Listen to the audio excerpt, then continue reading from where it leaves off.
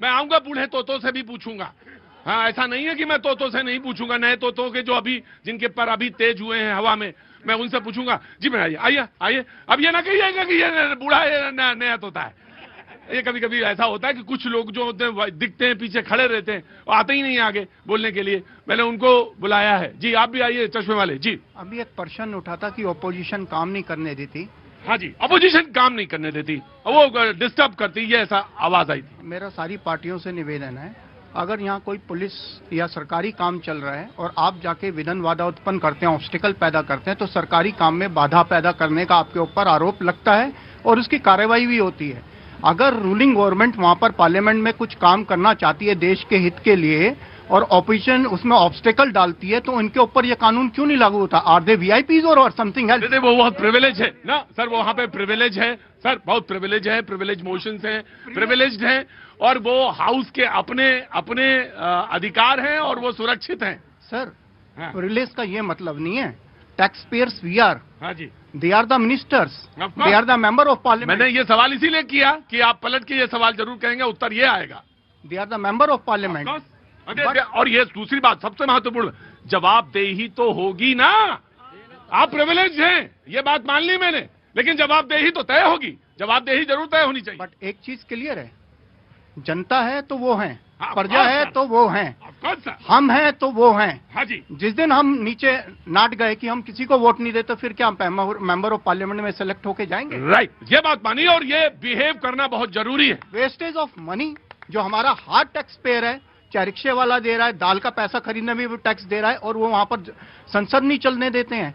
Problem is, इनको BJP से problem नहीं है, problem is Narendra Modi and his policies. Right, I got it, I got it. हाँ भैया, कितनी देर उठाया था आपने? क्या नाम है बेटा? यूनुस नाम है सर मेरा। यूनुस, यूनुस कहाँ से आए? मैं दिल्ली से, नांगलोई से। दिल्ली से, नांगलोई से। क्या काम करते हो बेटा? सर छोटी सी जॉब करता हूँ। छोटी सी जॉब करते हो, कोई बात नहीं, थोड़ा सा धैर्य रखना, सब्र रखना, इसी में बहुत बरकत होगी, ठीक है ना? बस ईमान के साथ जुटे रहना। बहुत बहुत शुक्रिया। बोलो बेटा यूनुस। सर मैं बीजेपी वालों से बोलना चाहता हूँ कि संसद में रातों रात कानून बन जाते हैं, ठीक है? एक 13 साल की बच्ची का रेप हो जाता है, 9 साल की बच्ची का रेप हो जाता है, 13 साल की बच्ची का रेप हो जाता है, उस पर कोई कानून नहीं बनता सर।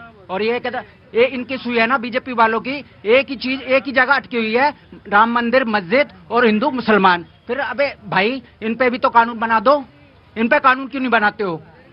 मतलब दुख होता है, छोटे छोटे बच्चों का रेप होता है, 13 साल की, अभी 4 साल की बच्ची का रेप हुआ, उन पे दुख होता है, उन पे तो कोई बात नहीं करता। मुद्दे बेटा कभी, बेटा यूनुस कोई ऐसी बात नहीं, तुम्हारा सवाल है और मुझे मालूम है बहुत सारे लोगों के बीच में फुसफुसाहट हो गई, मुझे मालूम है, कानून है, सब कुछ मुझे मालूम है, अच्छी तरह से मालूम है, लेकिन बेटा थोड़ा सा पढ़ा करो, पढ़ने में अच्छा रहता है, थोड़ा सा जहन भी थोड़ा सा होता है। कुछ यू वांट टू रिप्लाई? जी सर, 90s में I was posted in Srinagar air force station. Air force station, right sir. वहाँ 900 हिंदूज ही रह गए थे जब गिरजा टिक्कू का बलात्कार हुआ था ना कश्मीर में, तो Congress was ruling in the central and इन्होंने कोई रूल नहीं बनाया, और ना ही उनका वहां पर जो कश्मीरी हिंदू भागे थे या गिरजा टिक्कू को वहां पर ये नहीं आए कि यहाँ पर भी कोई कानून लागू होना चाहिए। आप किसकी बात करते हैं? ठीक है ठीक है, ये बच्चा ही है अपना, अब थोड़ा सीख जाएगा, कोई बात नहीं। बैठो, खड़े रहो यूँ लो। हाँ हाँ, अब कतई प्रेम कर लो। देखो भाई, ये बात ये है कि रास्ते निकालने का उपक्रम होना चाहिए कि रास्ते कैसे निकाले जाएं। मुझे मालूम है डिफिकल्ट बात है, लेकिन जब आपके सामने ध्येय हो, एक सपना हो, और सपना ये हो 2047 का, 2047 में हम क्या यही चर्चा कर रहे होंगे? नहीं, ये चर्चा तो नहीं होगी सर, चर्चा तो कुछ और होगी 2047 में, और चर्चा दूसरी होनी भी चाहिए। ऑफ कोर्स यही थोड़ी ना चर्चा रहेगी, यार मैं नहीं हूंगा, आप नहीं होंगे, तो बहुत सारे लोग होंगे, वो लोग जो, हाँ आ रहे भैया जी, आ रहे ऑफ कोर्स आ रहे। Now the debate is open. जी, समाजवादी पार्टी। देखिए 2047 की बात कर रहे हैं, मैं ये कह रहा हूं कि गारंटी आप दे रहे हैं, अच्छी बात है, लेकिन मजदूरों के हित में वो गारंटी होनी चाहिए। जब 90 विरोध किया इन्होंने, 90 और 10 का रेशियो था, तब हालात क्या थे? अब आप देख लो, जो कर्ज में डूबे हुए हैं, उत्तर प्रदेश 60,000 करोड़, मध्य प्रदेश 4,000 करोड़, बिहार 3,500 करोड़, गुजरात 6,000 करोड़ खुद का कर्जा है। अब इन पर 40% की लाइबिलिटी जब पड़ जाएगी, तो ये तो कानून ही खत्म करने जा रहे हैं कि मजदूरों के आप हित में काम करने जा रहे हैं या मजदूरों के विरोध में काम। राइट, नाउ इस पर तर्क दीजिए, इस पर बहस करेंगे। अब केंद्र का पैसा 90% बंगाल का रिपोर्ट है, वो पैसे को डाइवर्ट करके आप अपने लिए बना रहे थे तमगा, जिससे आपका फोटो और आपकी मूर्तियां बने। लेकिन उनके पास अपनी योजना थी, उसमें उन्होंने कहा था 50 दिन का काम था। नहीं हाँ। लेकिन इसमें यही कह रहे हैं कि वो 30% का एक्स्ट्रा बर्डन इसलिए दिया गया क्योंकि आप अपने पैसे को इसी में लगाएंगे, इधर उधर नहीं करेंगे। दूसरा मैंडेज की ये बात सही है 56%, इसलिए और इसीलिए इसे विकसित भारत का कहा जा रहा है क्योंकि आपको मनरेगा में मिलता है 600-700। वो व्यक्ति जो 900-1000 रुपए कमा रहा है प्रतिदिन, वो वहां जाएगा या यहाँ जाएगा? बुआई कटाई अपने व्यक्तिगत कामों को वो पहले तरजीह देगा या आपके 700 रुपए के लिए जाएगा। इसीलिए 125 दिन के अलावा बुआई और कटाई बहुत प्लानिंग के साथ, एडवाइजर्स के साथ ये बनाया गया है कि ये बुआई और मुझे पता है। राइट, आई नो, इधर आओ, हाँ जी बोलिए। कुछ भी कहने से कुछ नहीं होता। सुन लीजिए, बंगाल सरकार का यही सरकार मनरेगा का पैसा, मामला कहां गया मजदूरों का? हाई कोर्ट गया, हाई कोर्ट से जीत गए, फिर सुप्रीम कोर्ट गया, सुप्रीम कोर्ट में जीत गए। इसके बाद ये सरकार क्यों पैसा नहीं दे रही मजदूरों का? क्यों नहीं दे रही? मजदूरों की पहचान का सबसे बड़ा दिक्कत था। अंगूठा लगा दो। No, let him. उस कानून में बता रहा हूँ, ये जब बन रहा था हम लोगों ने बहुत विश्लेषण किया है। जब आप बांग्लादेशियों को मनरेगा कर्मी बना के पैसा बांटोगे, आप जो व्यक्ति दूसरे राज्य में रहता है उसके नाम पे पैसा डालोगे। सुप्रीम कोर्ट के बांग्लादेशियों के लिए पारित कर रहा है। सवाल वो था जो लेबर है उसका पैसा आप क्यों बॉर्डर पे खर्च करोगे? इसलिए रोका गया था मनरेगा का पैसा। और कितना रोका? ये नहीं, सुप्रीम कोर्ट का जांच हुआ था। वही कह रहे ना, आपने 70 बेईमानों को बांटा, 30 अच्छा को बांटा और 30 को कोर्ट में खड़ा कर दिया। यही बंगाल केस में हुआ। सुप्रीम कोर्ट ने आदेश दे दिया, ये क्या विश्लेषण कर? यही कारण है, कोर्ट ने कहा उसका पैसा है, लेकिन ये हमारी जिम्मेदारी है कि भारत का पैसा भारतीयों को। Right, now taking your point है तो कांग्रेस, मैं आ गया। कहाँ से आना हुआ सर जी? मैं आ रहा हूँ। कहाँ से आना हुआ? बुलंदशहर के रहने वाले। बुलंदशहर के रहने वाले। क्या नाम है साहब? चंद्रवीर सिंह नाम है। चंद्रवीर जी यहाँ काम करते हैं दिल्ली में? क्या हुआ भाई, क्या हुआ? पिताजी को नाम लेके बुलाते हो? चुपचाप खड़े रहो। हाँ जी। हाँ, मैं ये कहना चाहता हूँ कि ये कह रहे हैं कि जी विपक्ष काम नहीं करने दे रहा। 150 करोड़ की आबादी में 4 दिन तो छुट्टी के कट गए, शनिवार और इतवार की। अब 19 दिन का सत्र लगा, 15 दिन काम हुआ। 150 करोड़ की आबादी के लिए केवल 15 दिन, ये कौन सा न्याय है? क्या काम करते हैं सर आप? मैंने पत्रकारिता की है ज्यादातर समय में।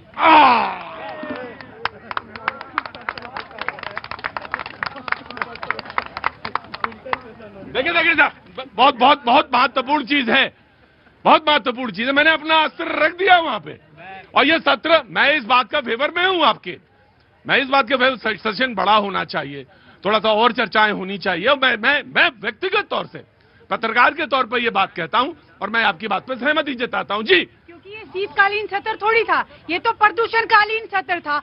क्यों कह रही हूँ मैं? प्रदूषण पर चर्चा कहने करने दी आपने? प्रदूषण पर चर्चा सरकार करेगी, हम तो चाहते हैं प्रदूषण पर सरकार चर्चा कर। तो जब डेस्क के ऊपर चढ़ जाएंगी तो कैसे हो गए? नहीं, तो ये तो सत्ता पक्ष की जिम्मेदारी है, विपक्ष की। अरे चढ़े आप, और जो परेशानी उसकी। ये फिर सुषमा जी को भूल जाते हैं, अपने दिग्गज नेता अरुण जेटली जी को भूल जाते हैं। राइट, टेकिंग योर पॉइंट जी, इधर प्लीज कम जी। भैया जी इनसे एक आंकड़ा पूछिए कि 2012 के 13 का जो आंकड़ा था उसमें ग्रामीण का जो गरीबी दर था वो क्या था, और आज का जो ग्रामीण दर्ज क्या हुआ है 4. एक मिनट रोक रहा हूं। मैं आपसे एक और बात कहना चाहता हूं।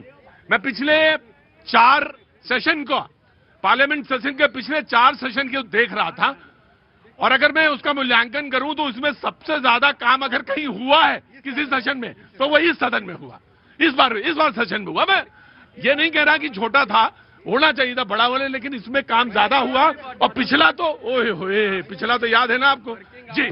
भैया जी 25% के अप्रोक्सीमेटली से घटकर 4.83% आ गया है, जो ये दर्शाता है कि शहर के साथ साथ ग्रामीण तक भी रोजगार पहुंचाने का काम नरेंद्र मोदी जी की नेतृत्व वाली सरकार ने किया है। और ये कोई मैं हवा में बात नहीं कर रहा, सब कोई पढ़े लिखे लोग हैं और ये सर्च करके देख सकते हैं। पॉइंट 1, दिक्कत क्या है सर? इनको दिक्कत है मोदी जी रटेंगे, लेकिन जब मोदी रखते हो तो मोदी जैसा बन भी नहीं पाओगे, क्योंकि मोदी मतलब त्याग है, मोदी मतलब समर्पण है, मोदी मतलब योद्धाओं के लिए लड़ना है, मोदी मतलब देश के लिए कुर्बान होना है, मोदी मतलब युवाओं के लिए सोच रहा है, मोदी मतलब परिवार को छोड़कर देश को परिवार समझना है, मोदी मतलब अपने आप को भूलकर देश प्रथम नीतियों पे चलना है, मोदी बनाना, मोदी मतलब रक्षा के क्षेत्र में आत्मनिर्भरता लाना। और मैं बता रहा हूं साहब, कांग्रेस मतलब तुष्टीकरण। नहीं, कांग्रेस मतलब ये बनाएंगे तुष्टीकरण। Right, taken your point. मैं आ रहा हूं, रुको यार, रुको, मैं जानता हूं। ये सत्र जो है रविंद्रनाथ टैगोर जी से शुरू होते नेहरू जी की अपमान करते हुए महात्मा गांधी जी तक खत्म कर दिया गया सत्र तो। लेकिन मोदी मतलब क्या है? 45 साल में सबसे ज्यादा बेरोजगारी, उस पर बात करिए। क्यों है इतनी बेरोजगारी बताइए? मोदी मतलब युवाओं को रोजगार नहीं देना, सिर्फ लाठी डंडे देना। मोदी मतलब मनरेगा के मजदूरों को बस खाली हाथ छोड़ दीजिए। सब कुछ राम भरोसे रहकर ये जो राम के पीछे छुपकर राजनीति कर रहे हैं, इस पे आपसे पूछा जाएगा। और जनता जिस दिन उठ के खड़ी हो गई ना, आपसे सवाल यही पूछेंगे कि भाई रोजगार